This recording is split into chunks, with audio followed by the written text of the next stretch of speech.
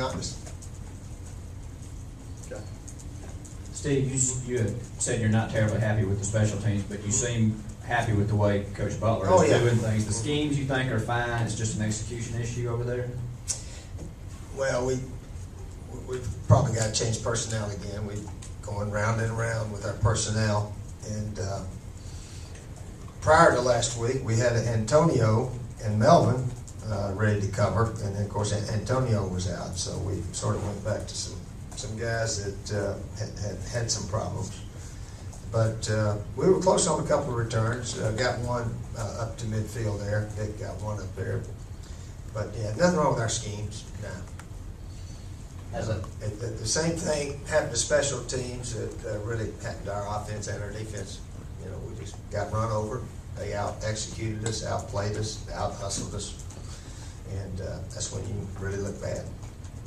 But now our schemes are okay. Oh, yeah. You mentioned Antonio being out, but you've also had a bunch of other injuries. Looks like Brandon Wiles has had to do less on special teams because he's so much on offense. How much have those frontline injuries bled down into the special teams? No, I just think, again, it's playing your assignment, playing with great effort, getting off blocks, things like that. We didn't do very well.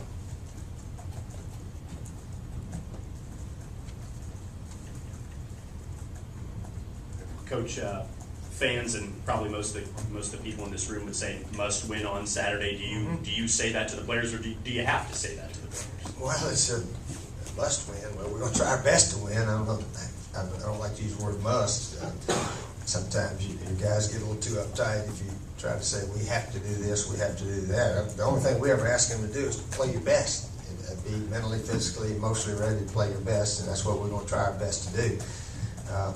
But we actually, when you look at the way our team has played this year, you got to say, hey, those guys are 7-2, and they're in position to really achieve some stuff this year. So we're not around here moping that we're 7-2. We got to play one of our best games and get some fire and emotion, and I'm sure our fans will be ready for a big day here Saturday. The numbers and the rankings for each of these two teams' defenses are very similar. Very similar. Based on that, whether the two offenses are struggling, do you anticipate this possibility of close, high-fought, low-scoring games? Unless special teams or turnovers kick in. Yeah. If you watch both of the offenses, you'd say, well, there's not going to be a lot of 80-yard drives for touchdowns, so you don't think there's going to be. There could be. But then again, we didn't, we thought we were going to stop Arkansas a lot better than we did, but I mean, they pass blocked and they throw the ball around, so it didn't work out there too well. But again, you come to the game, you don't know what's going to happen, and the big plays, the turnovers, you hope they go your way. So make them go our way.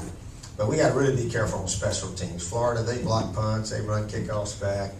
They're the best in the country at it. They play their starters. I think Rainey's supposed to play this week. He's the guy that's blocked punts, running back. He does it all.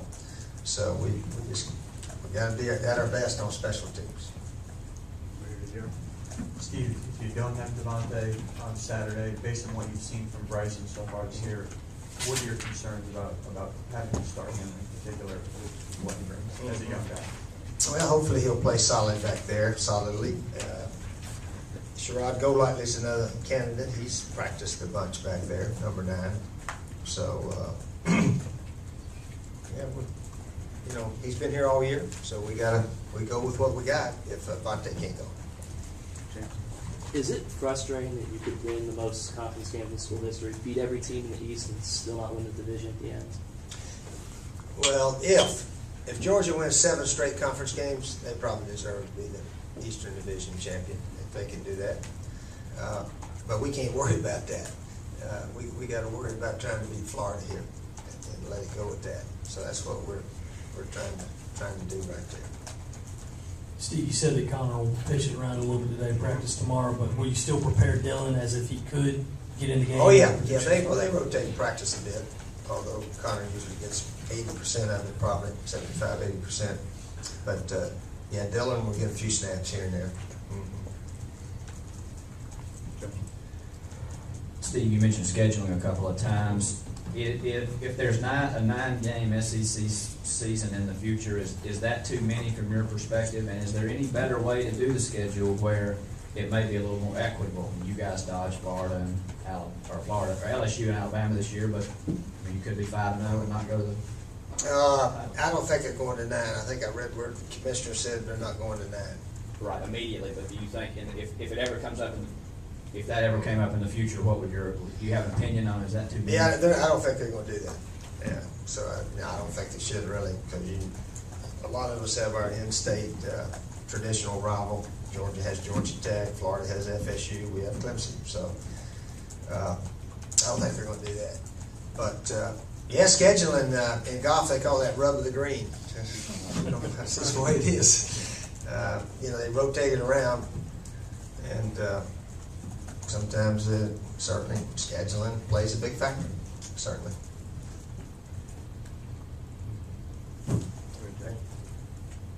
You surprised to see so much youth around the league this year? You guys have had to play a lot of young people, but so have almost Florida. everybody else. Yeah, it's getting to be where players come and go quickly. They don't stick. I don't know the exact reason, and it happens everywhere. We haven't had really too much turnover at some schools. I read where Florida's only got 72 guys on scholarship. Was that correct? Yeah. So I know Urban's last year, 09, well, 010 was his last year, but I think after 09, they had no one recruiting class in the country, supposedly. And I read a couple articles about a couple of their guys that are no longer there. So, I think probably all of us should really check backgrounds on a lot of these kids to see if they're good students and solid guys, and have a really good commitment to want to be somewhere 4 years and not just try to maybe hang around and go pro, which is certainly an attitude that gets into a lot of high school kids because they get so much attention nowadays. In the old days, they weren't superstars when they got to college, and now they come in superstars. They don't get to play right away. Heck, I'll go somewhere else and play. So it's happening everywhere, and that's I think because of the turnover. You have so many freshmen, sophomore guys playing now. Yeah. Coach, have you reviewed much of the tape? Excuse me. AJ Ken, is he a potential starter at right tackle, or are you going to move him back inside? Now I think we're going to go back with Cody and Mike Matulis. We got to give Matulis a chance to play. He played a little bit against Kentucky, and maybe we're thinking about redshirting him, but we got too much at stake right now. Gee, it's not every year we come into the last game in the conference 5-2. So we're in an excellent position for a lot of good things to happen to Carolina football. So if Matulis can help us over at right tackle, I think we got to take a good look at him this week. Steve, getting back to what you were saying before about the younger guys, does that force you and maybe some other coaches to play really good first-year guys because you think, well, maybe if we redshirt them, then after their sophomore year, they may go to the league or try and go to the league? Does that change your philosophy? Well, yeah, schools don't have as many fifth-year players as 20 years ago, so you do think about that. But you'd like to. I mean, we still are redshirting a bunch of our freshmen, a lot of them. Hopefully they'll be here 5 years.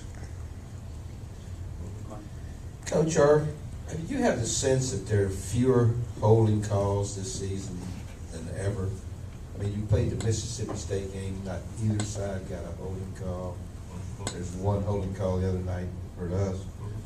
Is there a sense that there's fewer holding calls in this league? Well, they're trying to let them play, only call what's obvious. And we did turn in our one holding call after a big pass completion to Alshon. But they're trying to let them play and just call what's obvious. We've turned a bunch of them in that could have been, said, yeah, could have called that, should have called it, or something like that. But there's nothing really you can do about it. It seems like the natural result of playing more and more young people would be that the quality of the game would decrease. Do you feel like that's happened? Do you feel like it's not as, I mean, the popularity certainly is through the roof. Do you feel like the game is not as well played as it was when you had more guys moving up through the chain, regular chain? Well, again, I've heard coaches that used to coach in the SEC and coach in other places now make statements like they don't play defense in this league the way they do in the SEC. The SEC defensive players or teams just seem to be a little stronger than the other conferences, and that's I think most people agree with that. So that keeps a lot of SEC games from. Well, that's why they're 9-6 sometimes. That's why they're 9-6. They're two big, strong defenses going at it. But there's. I mean, we don't have games like Kansas State and Oklahoma State last week. You won't see Alabama, those guys having much of those games. Alabama certainly can score a lot, and LSU can against maybe the rest of us or whatever, the rest of the conference teams. But who knows? Who knows? But again, just the fact that defenses seem to be stronger in the SEC.